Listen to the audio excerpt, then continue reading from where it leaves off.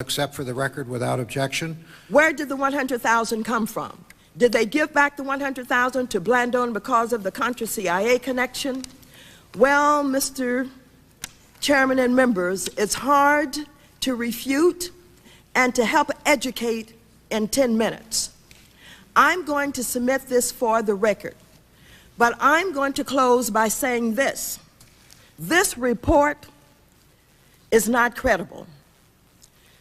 This report does not do the job, Mr. Chairman.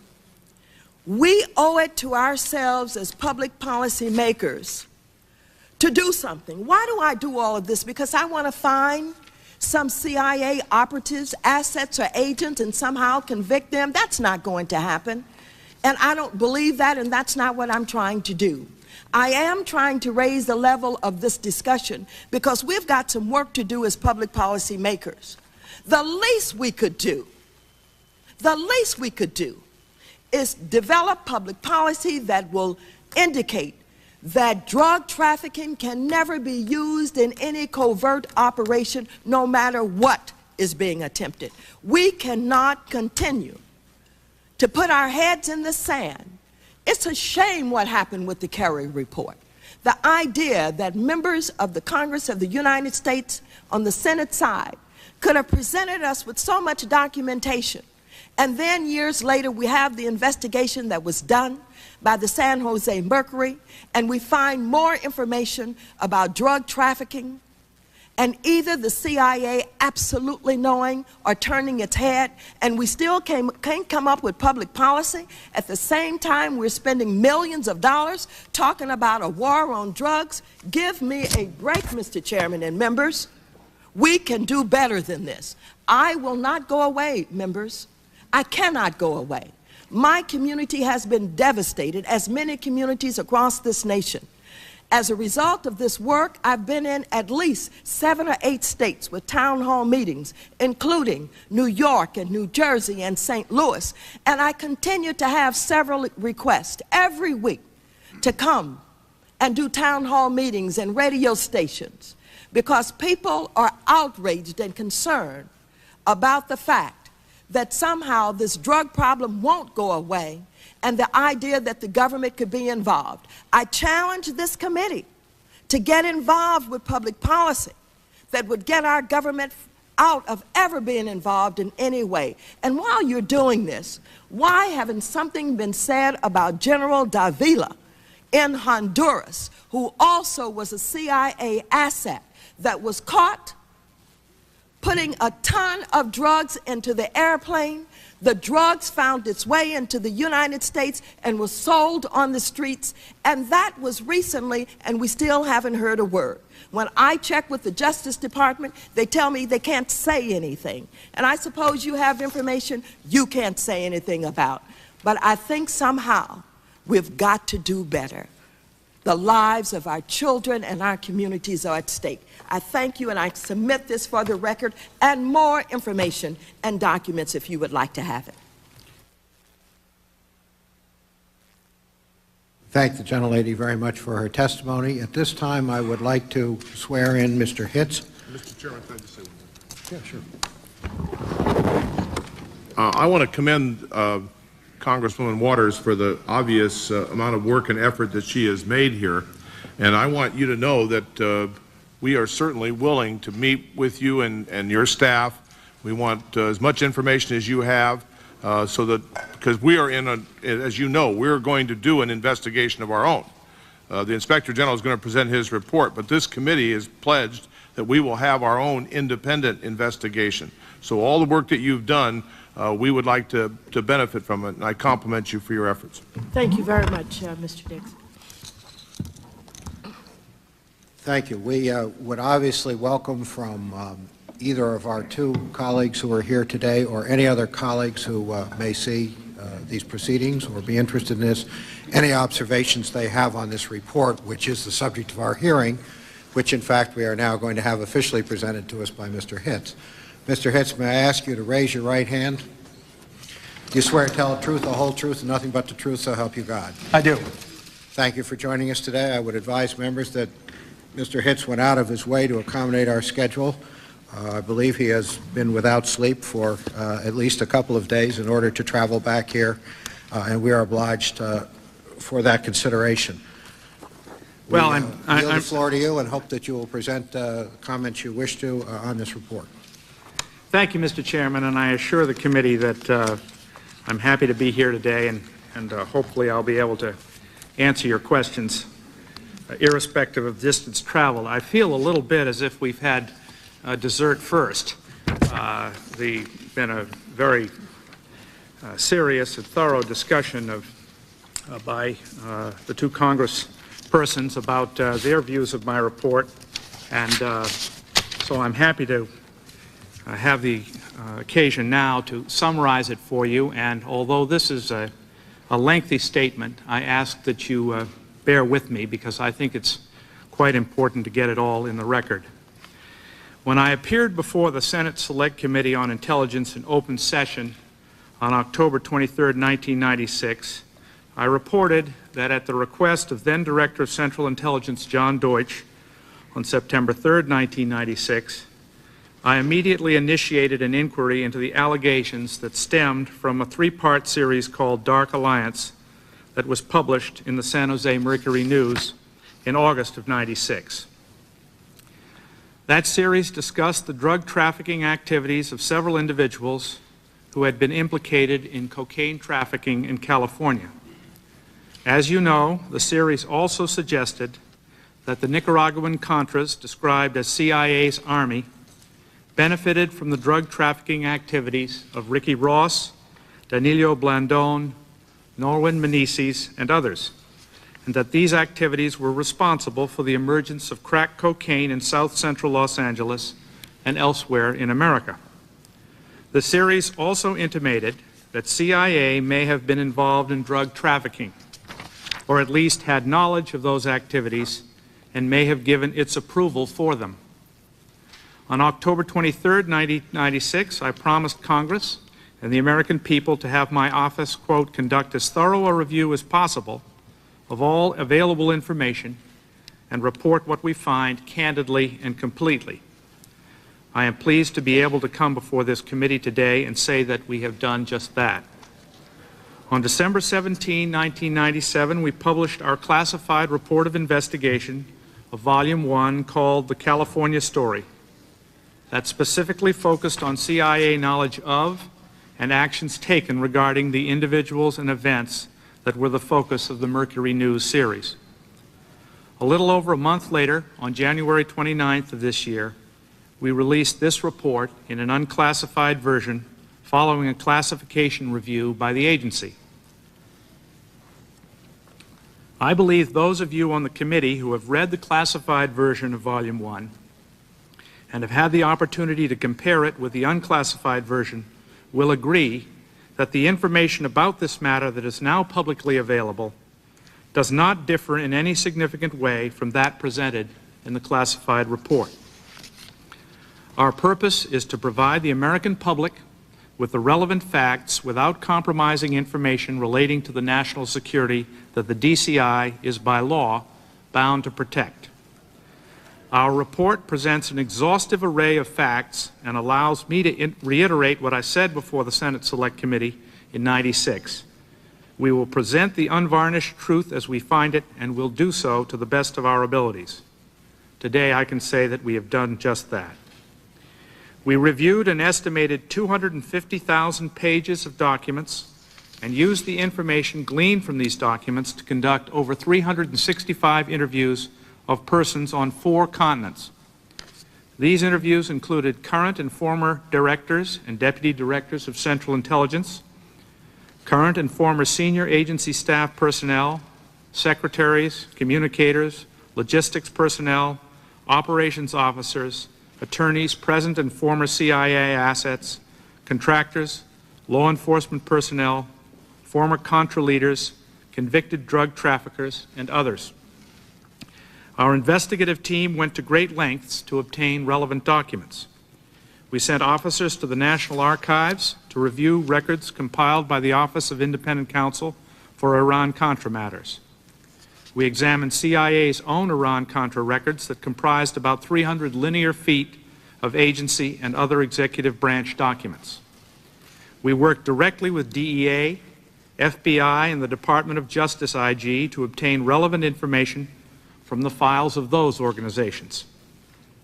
We reviewed reporting from other intelligence community agencies, including NSA and DIA, that had been shared with CIA. We contacted DOJ's National Drug Intelligence Center and DEA's El Paso Intelligence Center to seek further information. We reviewed available congressional records, including relevant information compiled by the Kerry Committee and the Intelligence Oversight Committees, and spoke with individuals associated with the Joint Iran-Contra Investigating Committee and Office of Independent Counsel for Iran-Contra Matters. It is important to note, Mr. Chairman, that our investigation was not intended to prove or disprove allegations of drug trafficking by specific individuals or organizations. Rather, our 17-person team worked some 18 months to identify, and let me underscore, number one, any information in CIA's possession relating to Danilo Blandón, Norwin Menezes, or Ricky Ross. Number two, any information in CIA's possession relating to possible drug trafficking activities by the Contras in California and elsewhere in the United States, and what action, if any, CIA may have taken upon receiving that information. And third, any contacts between CIA and law enforcement authorities regarding that information. I believe our investigation is the most comprehensive and exhaustive ever conducted by the CIA Office of Inspector General, and that the report of investigation reflects accurately what was found by our team. Having said that, one may ask if it is possible that there is some relevant document we did not find or some relevant person we did not interview that would alter our conclusions. As for the documents, the answer to that is yes, it is possible, but I do not believe it is likely. As for individuals, the report explains that 6 former CIA employees and a former DEA agent refused our request to be interviewed. We had no power to compel them to do so. Given the effort I have described, however, I do not believe it is likely that any significant information that would have substantially altered the conclusions of this volume has escaped our attention. Now let me turn to the findings of Volume 1. Before I go any further, I want to make clear that we found absolutely no evidence to indicate that CIA as an organization or its employees were involved in any conspiracy to bring drugs into the United States. The first half of Volume 1 discussed CIA knowledge of the activities of Ross, Blandón, and Menezes. Ross, Blandón, and Menezes are convicted drug dealers. Our investigation found no information to indicate that any past or present employee of CIA or anyone else acting on behalf of CIA had any dealings with Ross, Blandón, or Menezes, or had any knowledge of their drug trafficking activities. Ross was a drug dealer who, by his own admission, says his sole motivation was to derive personal financial gain from the illegal trafficking of drugs. During the 1980s, Ross was a major cocaine and crack trafficker who says he made millions in the drug trade. His activities helped to foster the crack epidemic that erupted in South Central Los Angeles. However, Ross told us that he never sold drugs for the Contras or donated any money to the Contras. CIA never had any relationship with Ross. Likewise, Blandón and Menezes also trafficked in drugs to derive personal financial gain. While CIA had no relationship with Blandón and Menezes, our investigation did find that Blandón and Menezes were affiliated with California Contra support organizations and each made financial contributions to those groups. Blandón and Menezes each claim to have provided between $3,000 and $40,000 worth of support to the Contras, although we found no information to substantiate these claims. Blandón claims that portions of his contributions were from the proceeds of his narcotics trafficking. Blandón states that he gave the impression, when donating money, that it was derived from his legitimate business activities, while Meneses claims his contributions were from the proceeds of legitimate business activities. Our investigation found that Blandón had a personal relationship with Contra leader Eden Pastora, and that he provided Pastora with assistance in the form of rent-free housing in Costa Rica and 2 used vehicles for personal transportation. Much of this assistance was provided to Pastora after he left the Contra movement. Blandón also claims Pastora was not aware he was engaged in drug trafficking. Pastora confirmed this when he testified before the Senate Select Committee in November of 1996. Blandón also says he met Contra leader Enrique Bermudez on 4 occasions from 1981 to 1983.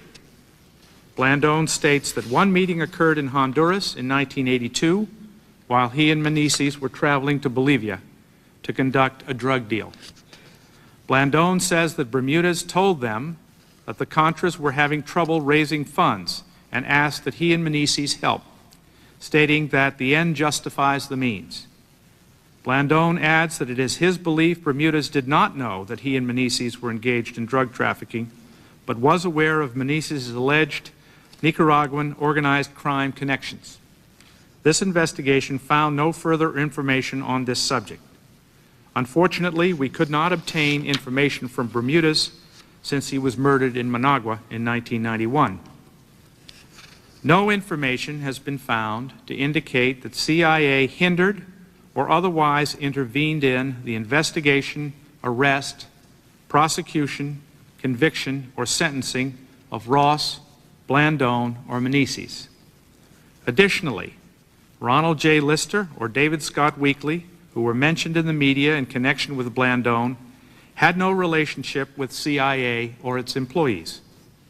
Lister, a former police officer, trafficked in drugs for personal benefit and admits that people may have received the false impression that he was connected with CIA and that he may have fostered such misconceptions because it benefited his private security business. Our investigation also found no information to connect Weekly to the drug trafficking activities of Ross, Blandón, Meneses, or Lister. The second half of our Volume 1, the Northern California story, pertains to a case in San Francisco often referred to as the Frogman case. The case got its name when law enforcement authorities in San Francisco arrested several swimmers who had come ashore from a Colombian freighter on January 17, 1983.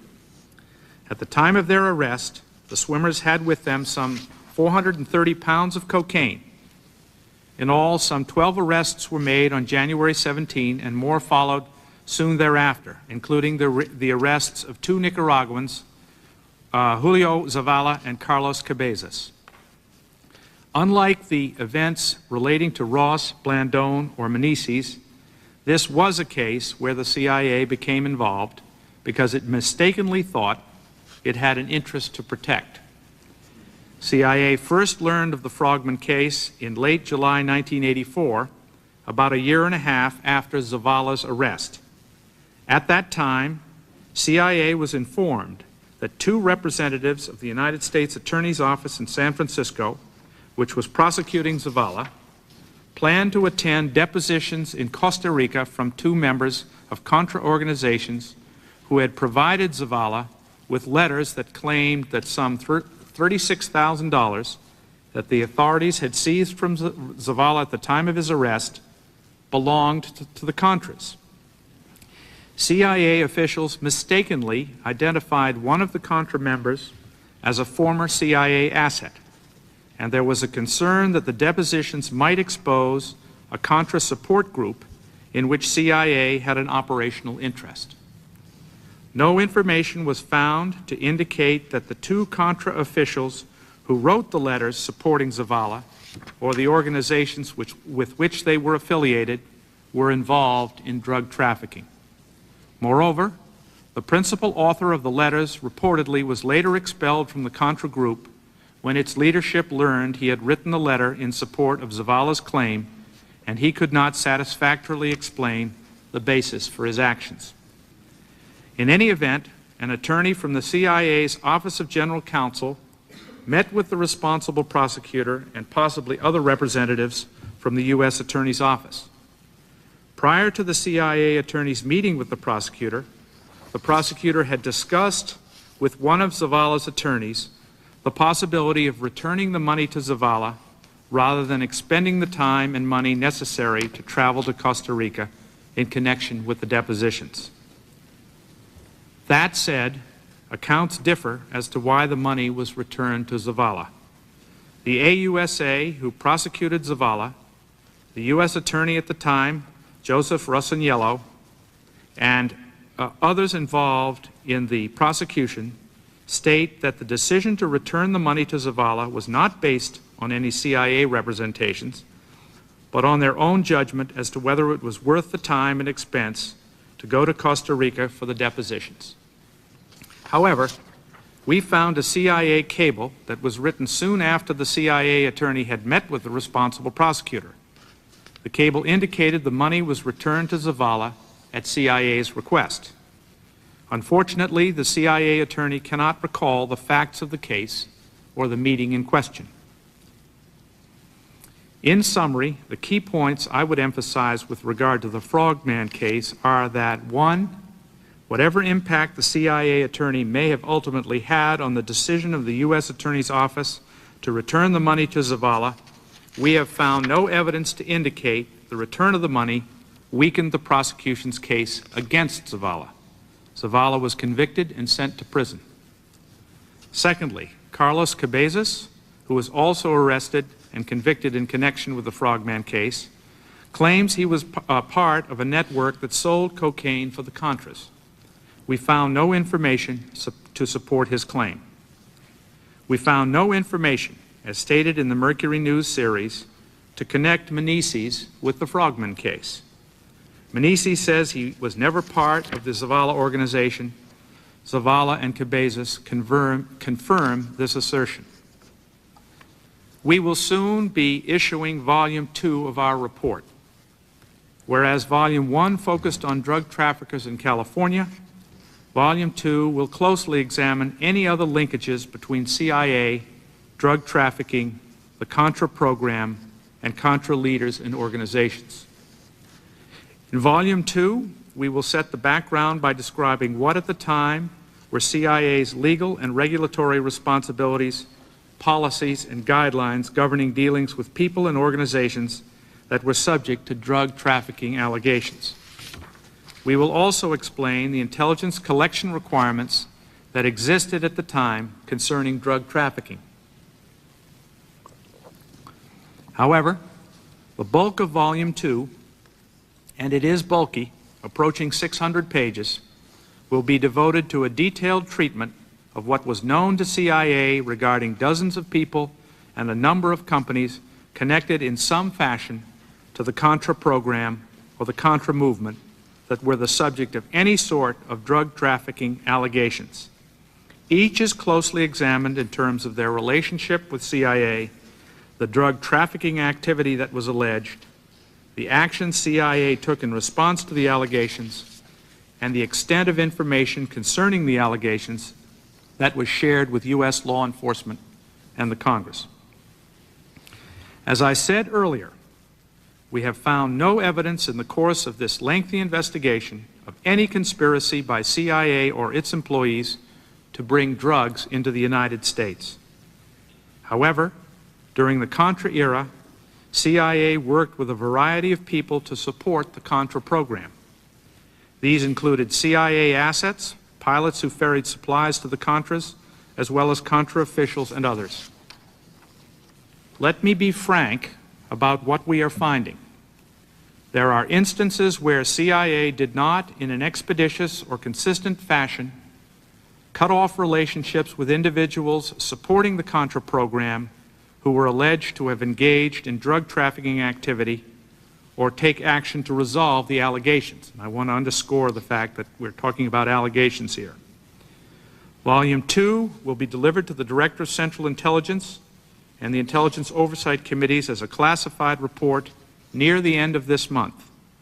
To the extent possible, we in the agency are committed to producing an unclassified version of Volume 2 as well, although the time required for that effort is uncertain. In closing, Mr. Chairman, I urge the American public to read Volume 1, which is available on the Internet at www.odci.gov/CIA. That report includes a great deal of information and quotes many documents. Those who read it will then see the full weight of our effort and be in a position to judge for themselves about our efforts. Thank you, Mr. Chairman. I'm pleased to answer your questions. Mr. Hayes, thank you very much. I have spent a considerable amount of my life recently reading your materials, and I can tell you that I'm not looking forward to another 600 pages, but I am looking forward to getting through this matter as expeditiously and as thoroughly as we can. So it is good news to hear that Volume 2 is on its way. I would point out to my colleagues, as I said at the beginning, that we had the room until 5. Apparently we've been able to negotiate an extension of the lease to 5:15, and if Mr. Hitz could agree to stay until that time, I would be thankful. I can. I would ask that members try and accommodate with their questions and keep them as concise as possible in hopes that we give Mr. Hitz an opportunity to respond. I would like to start by asking characterization, if I could, Mr. Hitz. I'd like you to characterize the cables and the materials that were reviewed in terms of their comments relating to individuals known to be involved in drug trafficking. Did the cables and materials just acknowledge fact? Did the cables and materials instruct individuals to stay away from these individuals? Were there any warnings or suggestions that CIA officers should stay clear of individuals trafficking drugs and, in fact, should report them accordingly?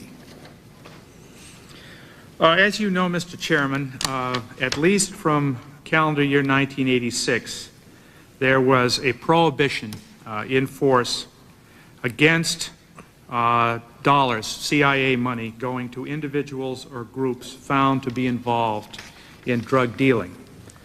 As a consequence, I would have to answer your question by saying that, for the most part, that tone is contained in the cables, but you have to recognize that the nature of the allegations varied on many occasions. In some cases, it was sort of wild hair rumors that were circulating in the area, and some of the allegations were more deeply rooted.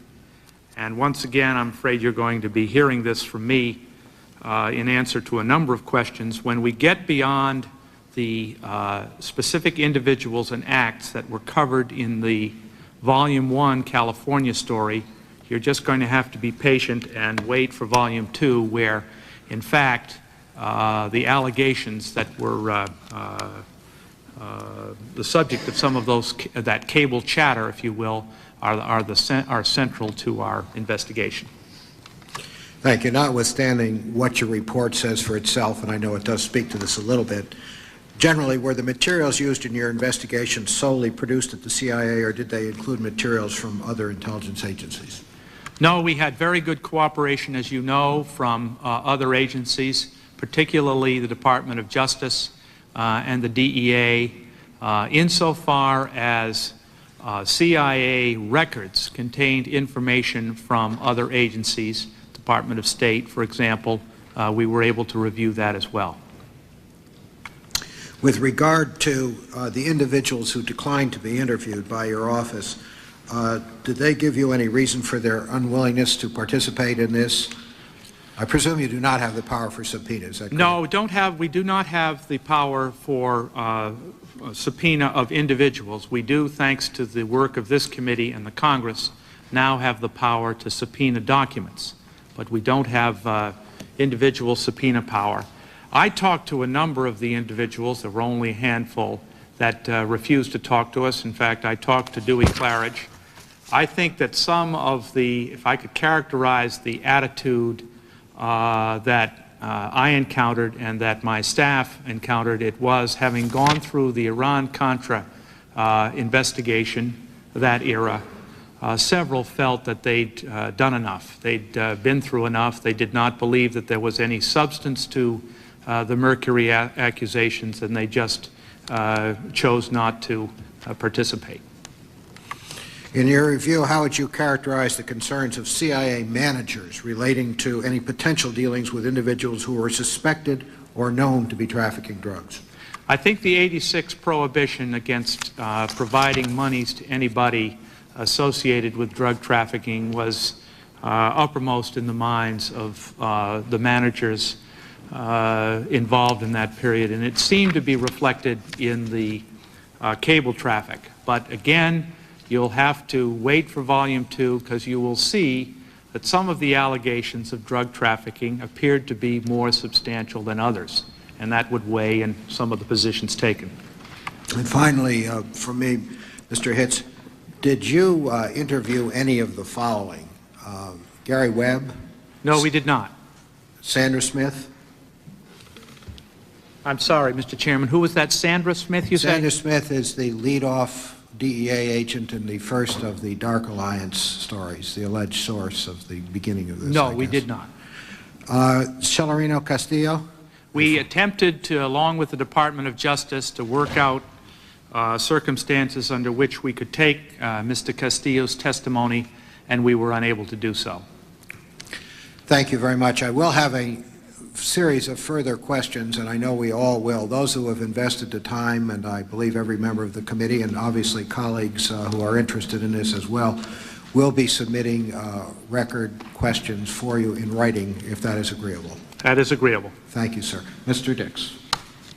Mr. Hitz, I want to thank you for your outstanding work over the years and your cooperation with this committee. I've had a chance to work directly with you for, I think, almost 20 years now, and though we're very concerned about this issue, we are also very pleased with the amount of work and effort that you've made here. And again, as I said earlier, we're going to take all the facts that Congresswoman Waters has put together. Our committee staff and the members will look at that. I urge you, as I understand it, Congresswoman Waters has written you a series of letters so that you've had the benefit to some extent of some of her concerns. I've had the pleasure of corresponding with both of the congresspersons to my right. And I compliment both of them, both of our outstanding representatives from California for their consistent effort in this matter. I am disturbed about, and I thank you for being frank. I want to read this again. There are instances where CIA did not, in any expeditious or consistent fashion, cut off relationships with individuals supporting the Contra program who were alleged to have engaged in drug trafficking activity or take action to resolve the allegations. Now, that is a concern. Can you give us any more? Yes. Any more sense of that?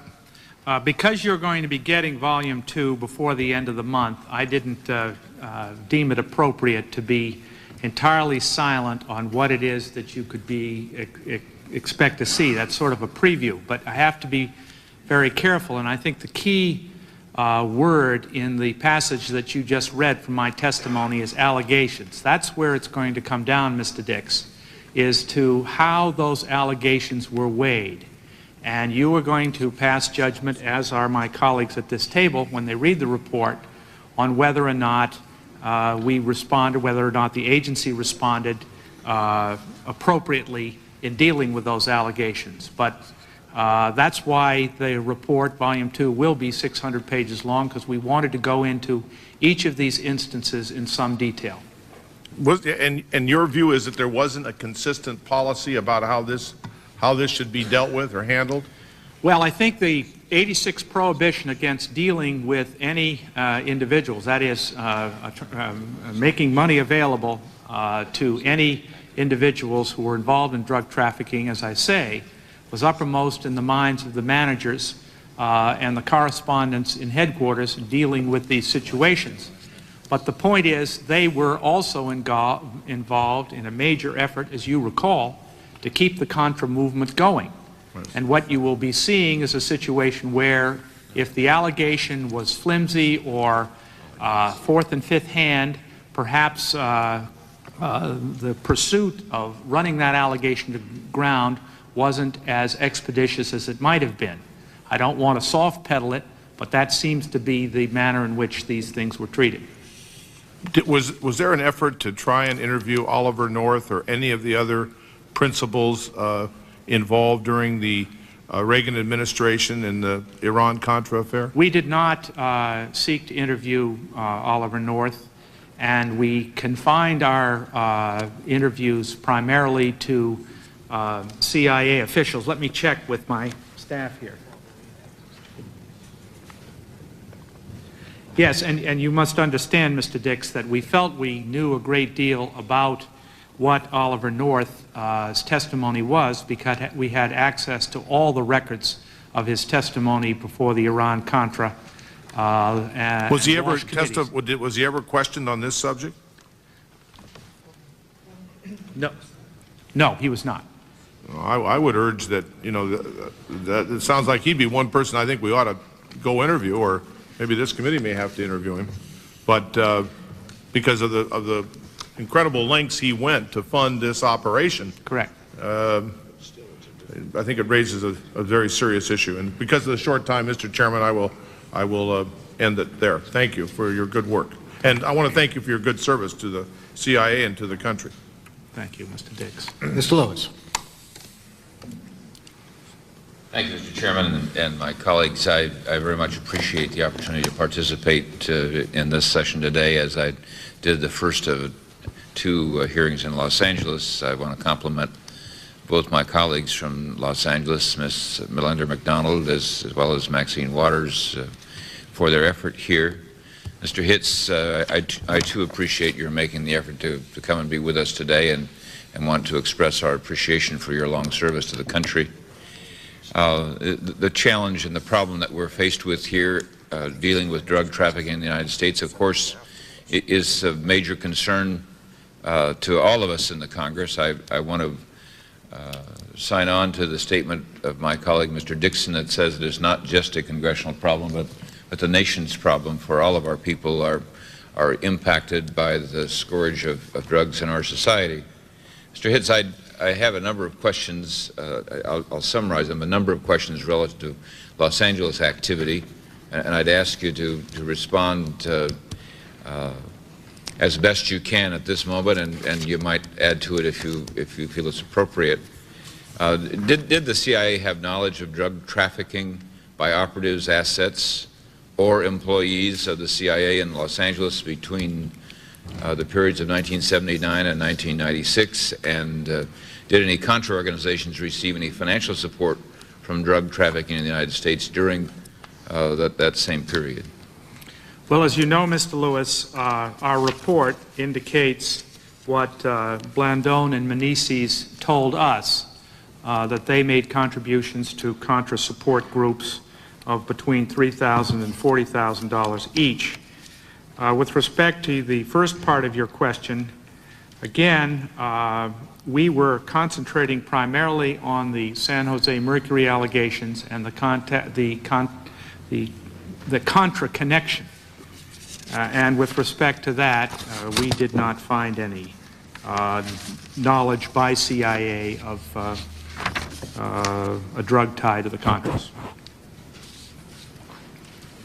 Mr. Chairman, if I could do just one additional question and adding to that, and I may supplement this if you would, Mr. The time. What were CIA's legal and regulatory responsibilities from 1979 to 1996 regarding the reporting of potential crimes and the maintenance of relationships with persons suspected of involvement in drug trafficking? And what did the CIA do with information concerning suspected drug trafficking?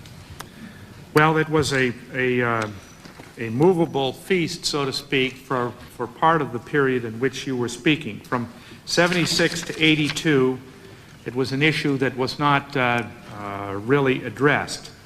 But from 82 to 95, in an agreement, as I understand it, hammered out between Attorney General Smith and the Reagan administration, there was no requirement to report on allegations of drug trafficking with respect to non-employees of the intelligence agencies.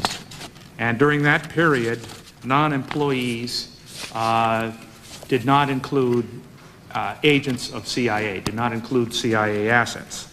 That has been changed.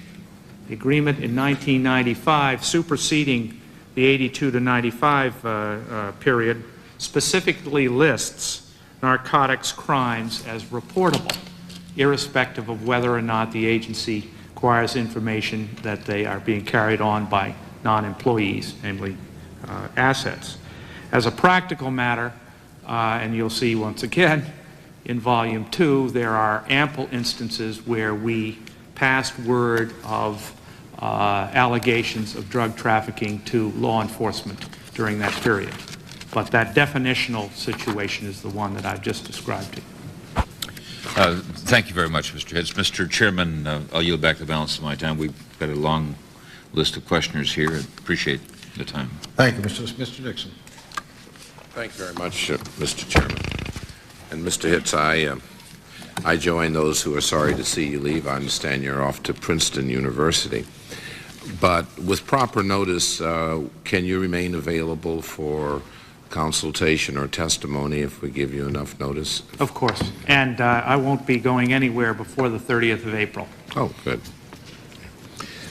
In your testimony today and in the Frogman case, which I note you devote a lot of time to, you say that the CIA became involved mistakenly. As I recall, your report indicates that an attorney from the CIA traveled to Northern California and had a conversation with the prosecutor. I believe your testimony today reflects that you could find no written material by the attorney who, in fact, had that engagement with the prosecutor.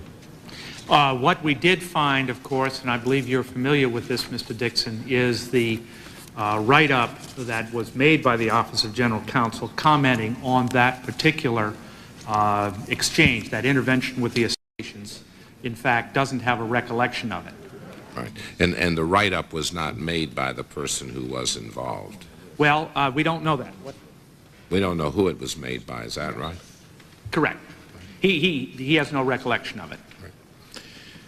Now, you come to the conclusion that they interceded because of a mistake, and I believe the report indicates it's a mistaken identity of someone that the CIA did have a relationship with.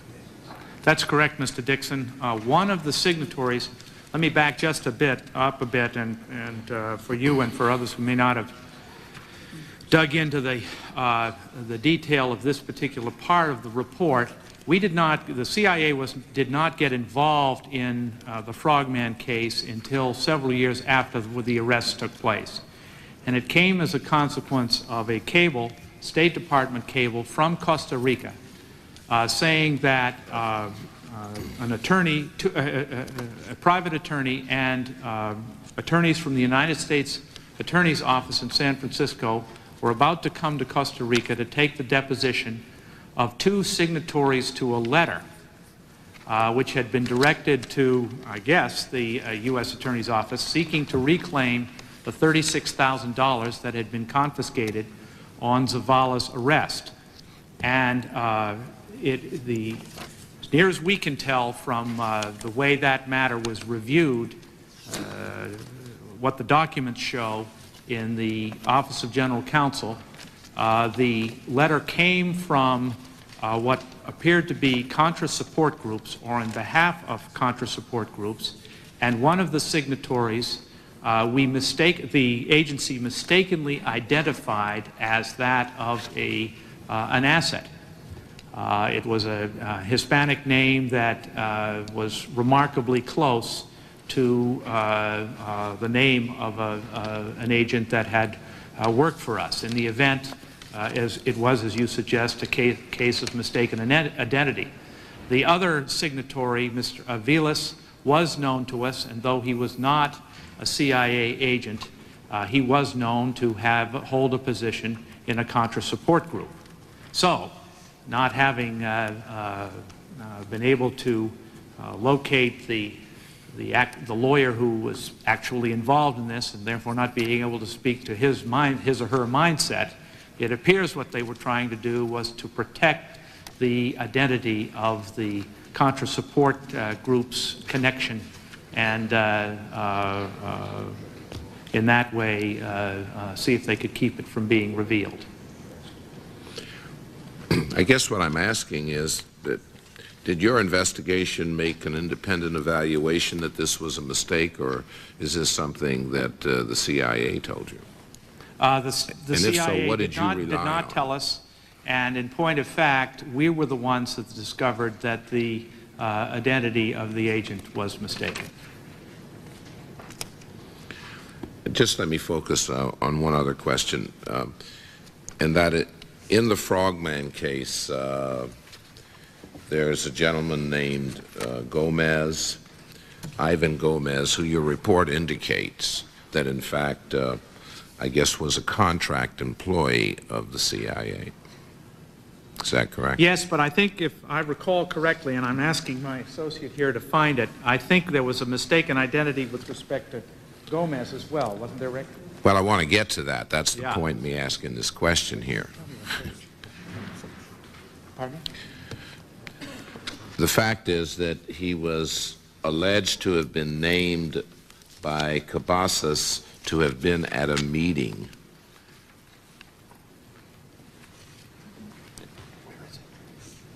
And at least according to the report, you went to great lengths to try to verify this.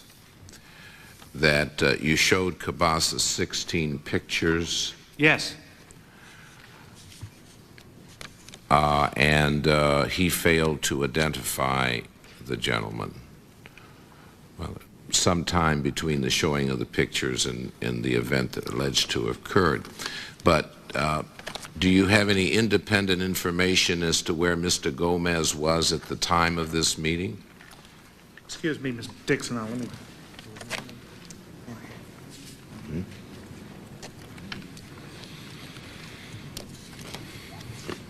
If you'll pardon me, I'll just take a quick read through the section here.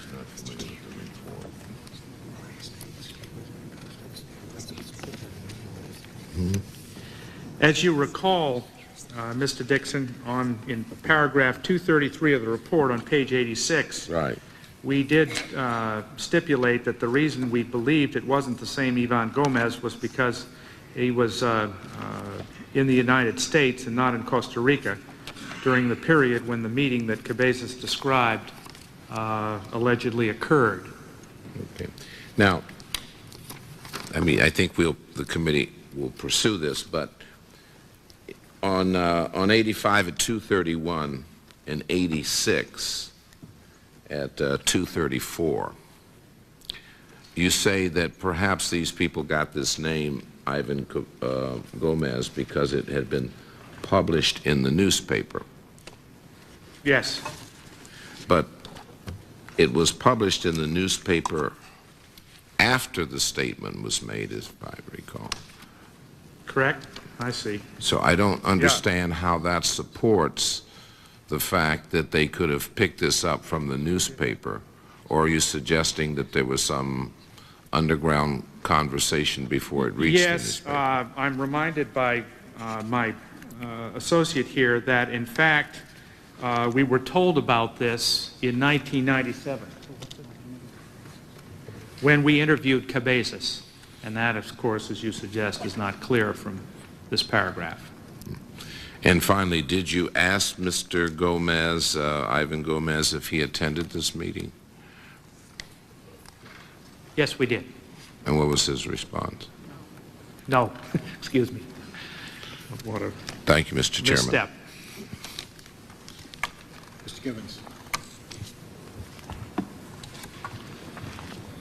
Thank you very much, Mr. Chairman. Mr. Hitt, let me ask a broad general question to begin with. Did your office uncover any information which would have indicated that there was any authorized or unauthorized U.S. government activity which would have facilitated narcotics trafficking in the United States or overseas? No, we did not. We did not encounter any information that would suggest that there was authorized. And the unauthorized, of course, is the trigger there. What we're trying to say here, Mr. Gibbons, is that for the most part we're going on the written record, the documentation we're able to find in our own records, that which we're able to gather from the Kerry Committee files, the Walsh Committee files. Obviously, if it was unauthorized in the purest sense, there wouldn't be a record of it. What we used the documents for also, of course, was to shape the way in which we interrogated the individuals involved. We knew what the record was, so we could ask intelligent questions. That was our methodology. But, and we found no evidence of a scheme to promote the Contra effort by selling drugs by CIA employees. Thank you, Mr. Hitz. Did your investigation uncover any evidence indicating the CIA had a relationship with the Los Angeles County Sheriff Department? Would you pardon me a minute? I want to make sure I'm correct in answering the question. Do you mean, Mr. Gibbons, in connection with the Contras or just generally? Well, what I'm after there is to find out whether the CIA played any pivotal role or any role in a process, whether it's judicial or administrative, in the prosecution of former Los Angeles County Sheriff's officers or deputies on corruption charges. No, we did not. Thank you, Mr. Chairman, and I'll yield back the balance of my time. Thank you, Mr. Gibbons. Ms. Pelosi? Thank you, Mr. Chairman. Again, I want to compliment you for having this open hearing, but I would request that we have another opportunity to question the Inspector General on this report because the room will not be available long enough for all of us to ask even a substantial part of our questions. So, I concur with that, and we will be, I concur with the observation. We will not have a chance to ask all the questions, and Mr. Hitz has agreed to take some in writing, and I know there will be a lot. I have several. I know others will. And I said in my opening remarks that the committee will proceed as the committee deems appropriate, so the options remain. I appreciate that, Mr. Chairman, because I do think that when the committee does its own investigation, the answers to these questions, I think, would be very helpful and indeed might even save time at that point. Mr. Hitz, I'd like to know what the ground rules were during this period for contact between the attorneys in the Office of the Counsel General at the CIA and the offices of the U.S. attorneys when a prosecution could involve matters related to CIA operations. And further to that, whether in your own judgment, the contact between the CIA and the U.S. Attorney's Office in this case was appropriate. We were trying to find what were the precise guidelines that governed contact during this period, and I don't think we were successful, were we? I don't think there were. Were there any guidelines? Except good judgment. Oh. And obviously the responsibility of the CIA to report crimes to the Department of Justice are specific and detailed and have existed for a long period of time.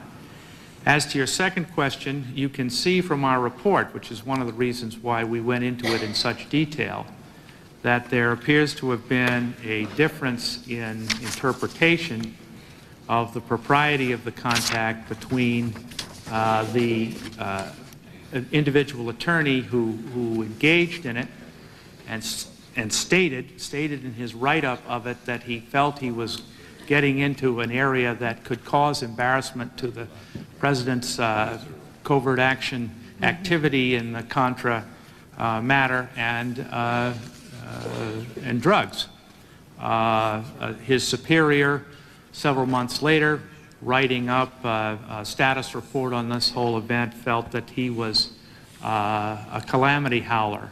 I certainly think it would have been it would have been the better, more diligent performance of the task if they had avoided the initial mistake, if they had known that the letter writer, the affiant, the person who filled out the affidavit that drew or potentially was going to draw the U.S. attorney to Costa Rica to conduct the deposition, was not, in fact, a CIA asset. But in point of fact, the concern about information coming out about a Contra support group appears to have been, as near as one can tell from the written record, an honest mistake. You're very generous, Mr. Inspector General. You made the reference that, of course, the CIA would have to report any potential violations of the law to the Justice Department. I wasn't really concerned about that direction. I was concerned about whether the U.S. Attorney's Office would perhaps not proceed in a manner, for the reason you just said, not to jeopardize activities of the CIA. I'm concerned about the converse of that. I don't, I think we're probably splitting it a little too fine there. My experience with U.S. Attorney's offices has been, Ms. Pelosi, that if the U.S. Attorney felt that he or she had a case in this matter, no intervention from the CIA would have warned them off. They would have gone for it, and appropriately so. I appreciate that. But in this instance, at least what the written record suggests is that they were trying to get some accommodation. The Office of General Counsel was trying to get some accommodation on the issue of information coming out about the Contra support group. We found no evidence that that Contra support group in this context was involved in drug trafficking. Appreciate that. As long as we're drawing fine lines, it was one to interpret from your response to one of the previous questions asked about the contact between the CIA and the Sheriff's Office in Los Angeles County. You said generally or in this case. And then you answered specifically to in this case. Well, I wanted to be sure. Would one assume from that generally there is? Well, again, my experience is not wide in the area of, on the law enforcement side, how the Office of General Counsel relates to a sheriff's department, even one as important as the Los Angeles County. So I wanted to be specific on that particular issue. But frankly, the guidelines in the early 80s was probably not as explicit as it currently is, because there's a lot more interaction on drug matters and terrorist matters and other law enforcement questions. Mr. Chairman, I know that we don't have much more time, so I'm not going to ask any more questions, but I would like to make a couple of observations which would have been reflected in my questions, and that is that I certainly hope that this report is true, because I would hate to have the conclusion be drawn that our government was involved in drug trafficking to benefit the Contras at the expense of the American people, especially in the vulnerable communities that were targeted.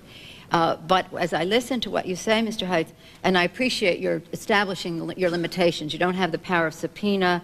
The guidelines weren't clear. Certain things were not reportable at the time. For example, whether an asset that we were engaged with was involved in drug trafficking. And that leads me to conclude that we may have unwittingly, and I use that word generously, have been subsidizing assets who are engaged in drug trafficking to our own peril. I'm glad that the law has changed, that now at least it's reportable.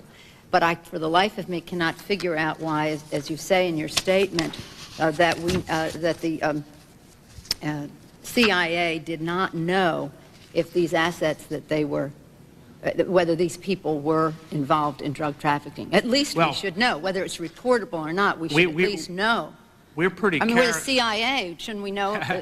Doesn't the pen say knowledge is our business or something like that? Well, we're pretty categorical, though, Ms. Pelosi, on the issue of Blandone and Menezes and their lack of relationship with CIA, Ricky Ross as well.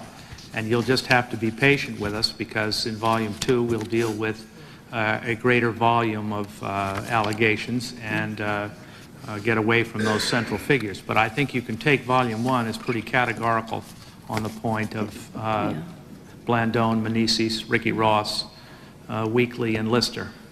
Well, I just think that perhaps in our investigation we can talk to the people you couldn't subpoena.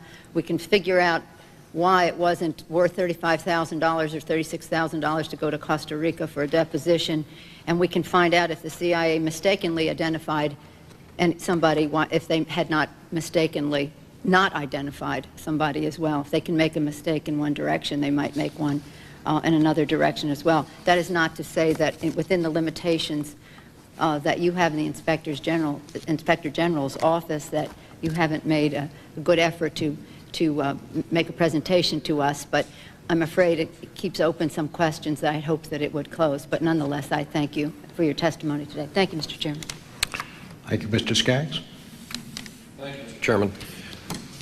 I think it is appropriate to make the observation that this exercise is one that bumps up against the inherent impossibility of proving the negative, that we're trying to establish that something didn't happen, and that is always a ripe field for persons, for whatever reason, who wish to see conspiracy or deception or whatever it may be. So you've got a heavy burden to overcome just in that respect. Most of us are familiar with what inspectors general are all about, but certainly not everybody in the country is, and with the attention to this matter, I thought it would be useful to invite you to explain who you are officially, who you work for, who you report to, who you're accountable to. You know, are you an agent of the Director of Central Intelligence? Be happy to attempt that, Congressman Skaggs, and I appreciated your earlier remarks. We've had a long friendship, and I hope it will continue even as you leave Congress and I leave this job. I was appointed to this position in 1990 by President Bush. I am the first statutory Inspector General of CIA.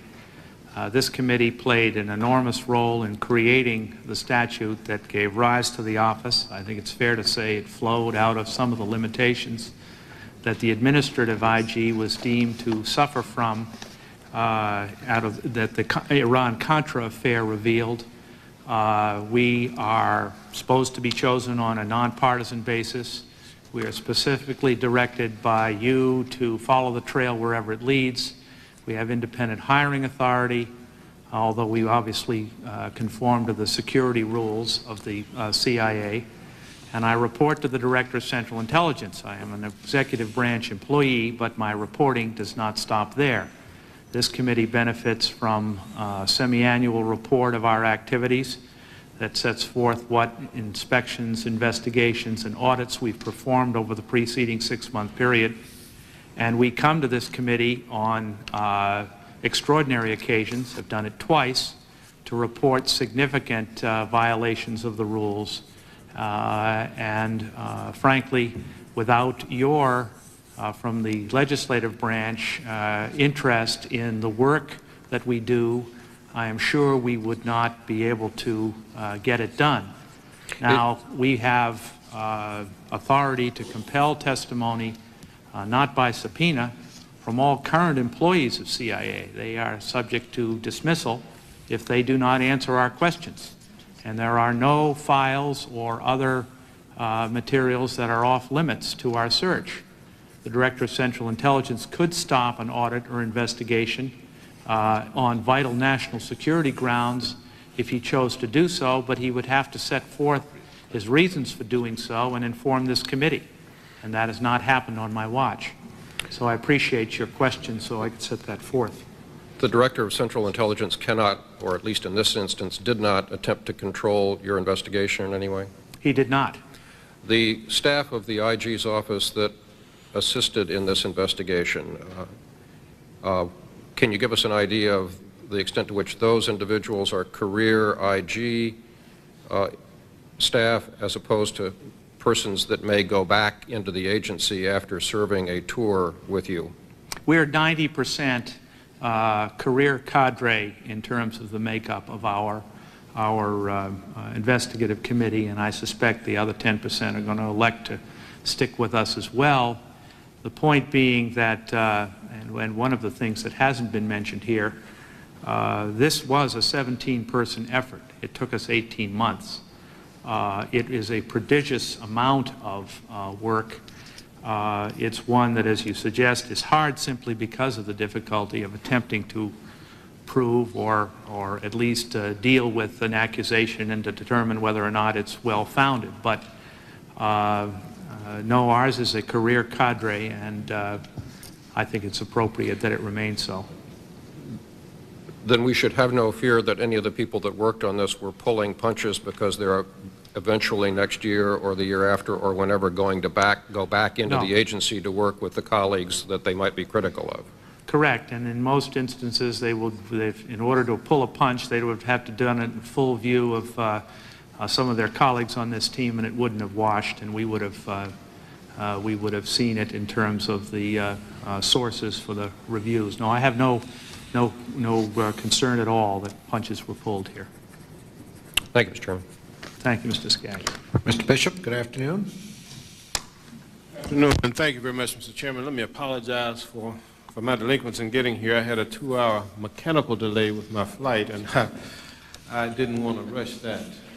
But I am delighted to be here, and I commend the chairman for holding this hearing, and I welcome the witnesses. I also want to commend Mr. Hitz. I've read the report.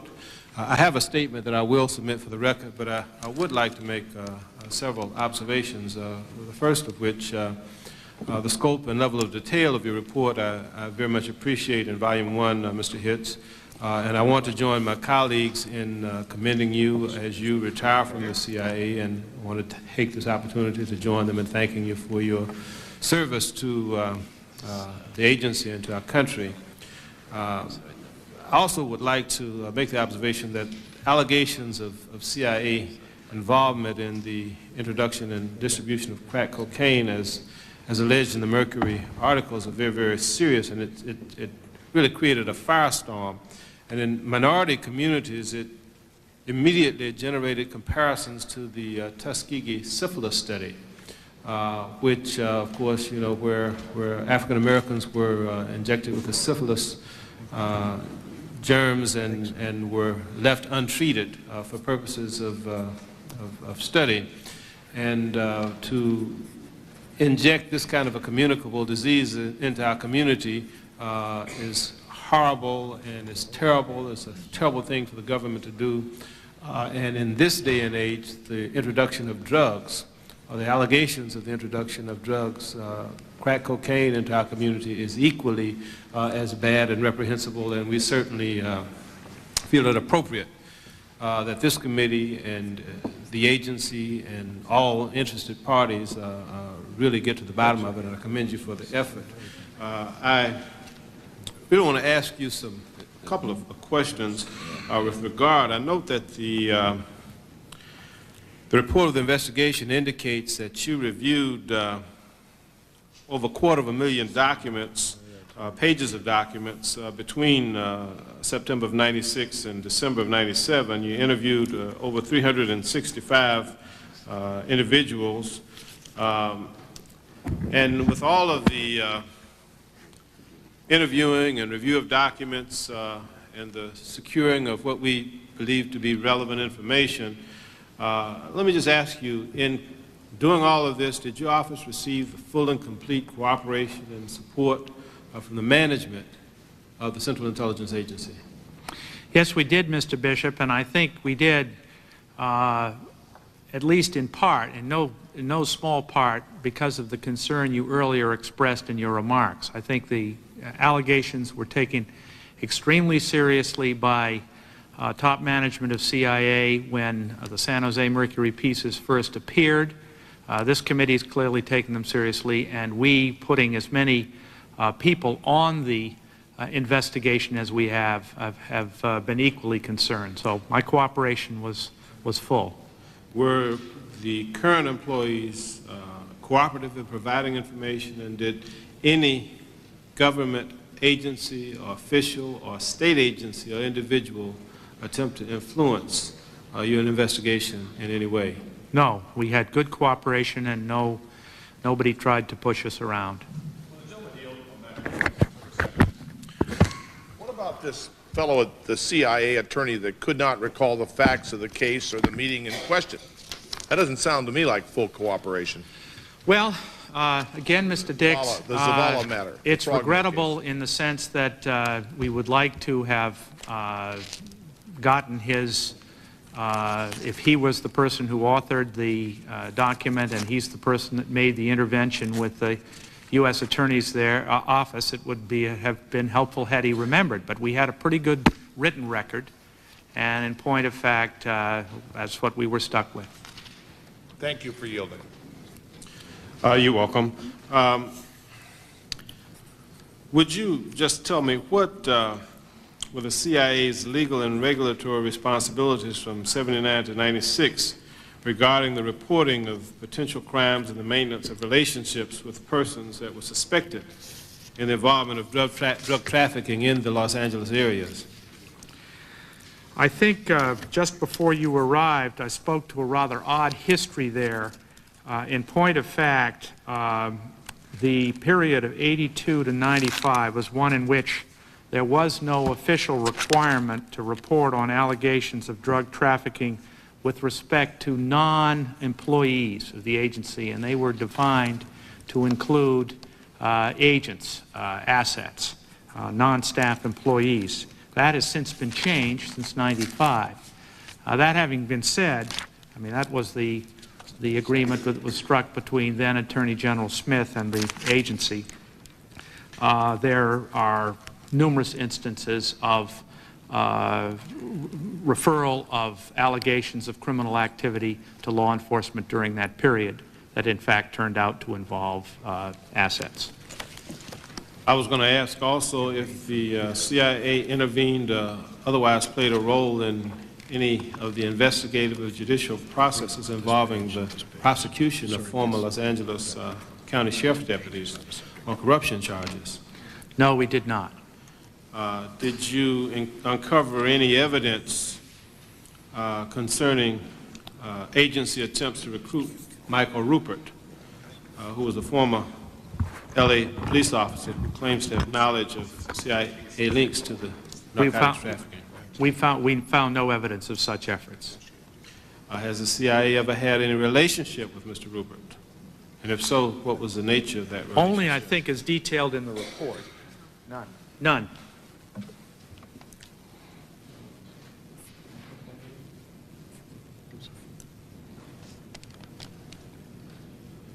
None. Excuse me.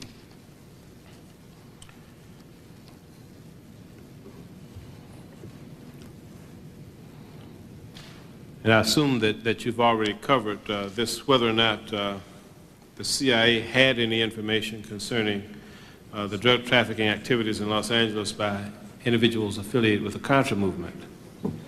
I assume that you've already covered that. We have, and to repeat it, our concentration in this California story was CIA employee involvement with any assets who were running drugs and the Contras.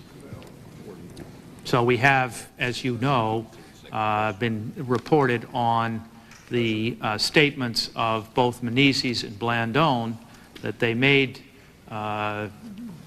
proceeds of their drug operations available between $3,000 and $40,000 to Contra support groups, but there was no CIA involvement in that. Yeah, in the procedures that you outlined, you indicated that there were several people that you did not interview because they declined to give information. Is that? That's correct. Excuse me, yes. And do you believe that the outcome of the investigation would have been different had you been able to have access to them and to their testimony? We do not believe so. We would like to have taken their testimony to be absolutely sure, but we do not believe so. All right. I appreciate the Chair's indication that we would continue this at the committee's pleasure at a later time, and with that I will cease my questioning. And thank you very much, Mr. Hitz. Thank you, Mr. Bishop.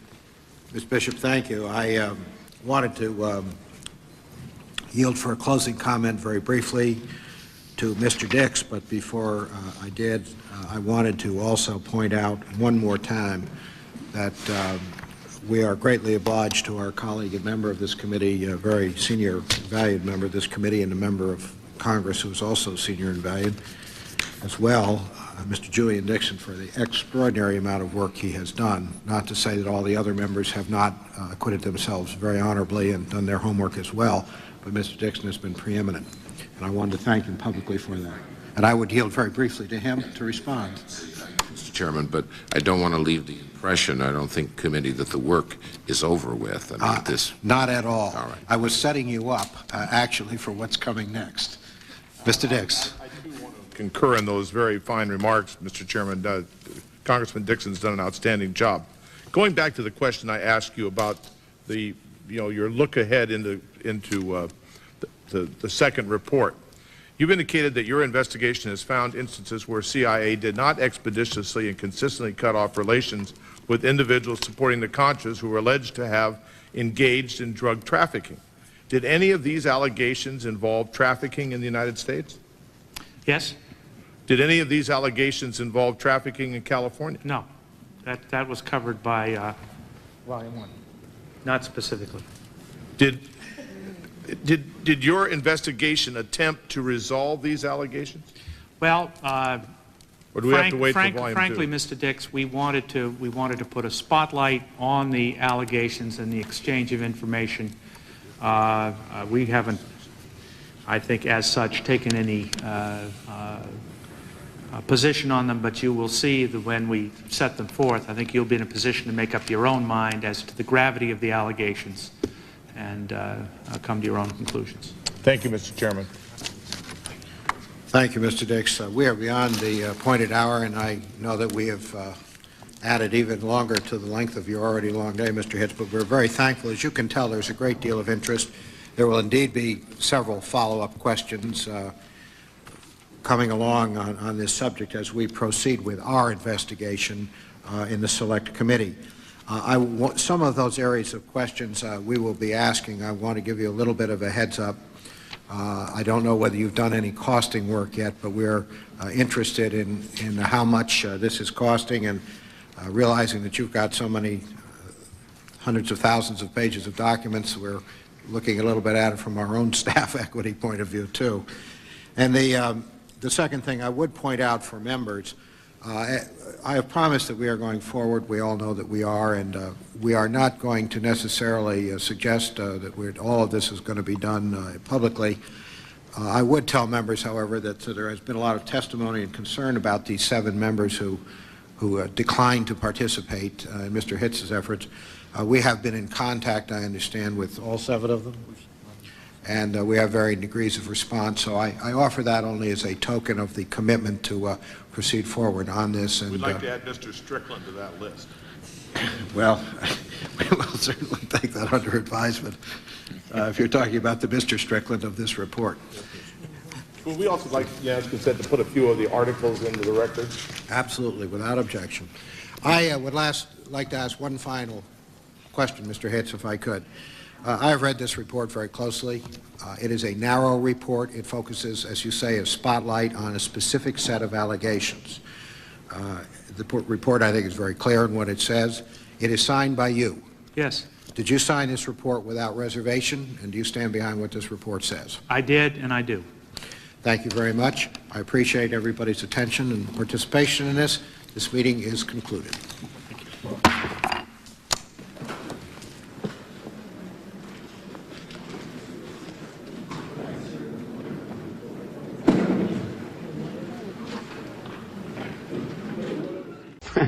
You know, the gate's open. You know, do your thing, man. Here, give him some Coke. All Charlie's friends get free Coke.